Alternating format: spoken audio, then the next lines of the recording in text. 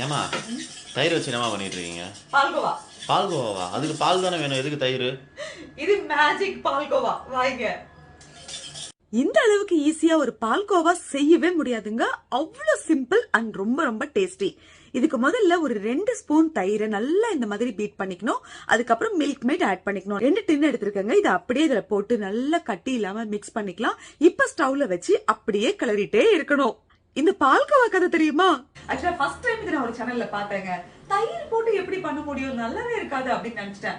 அதுக்கப்புறம் எங்க வீரா செட்ல இருக்கிற விஜய் இருக்காங்களே, அவங்களுக்கு அவங்க ஃப்ரெண்டு சின்ன மருமகள் ஹீரோயின் செஞ்சு கொடுத்து அனுப்புனாங்க.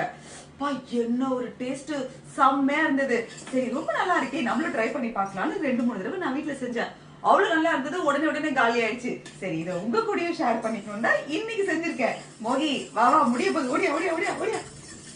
அவ்வளவுதான். இப்ப இந்த அளவுக்கு கன்சிஸ்டன்சி கெட்டிப்பட்டு வரும்போது 2 ஸ்பூன் கொஞ்சம் கொஞ்சமா நெய் விட்டு அப்படியே கலரினா இன்னும் கொஞ்சம் அப்படியே கெட்டியா வரும். அவ்வளவுதான், முடிஞ்சது. இப்ப இந்த மாதிரி ஒரு அழகான பாத்திரத்துல இந்த பால்கோவாவை அப்படியே ஊத்தி மேல உங்களுக்கு வேணா நட்ஸ் எல்லாம் போட்டுக்கோங்க.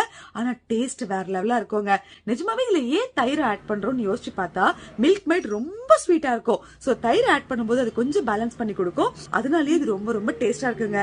நிஜமாவே எல்லாருக்கும் ரொம்ப பிடிக்கும். ட்ரை பண்ணி பாருங்க.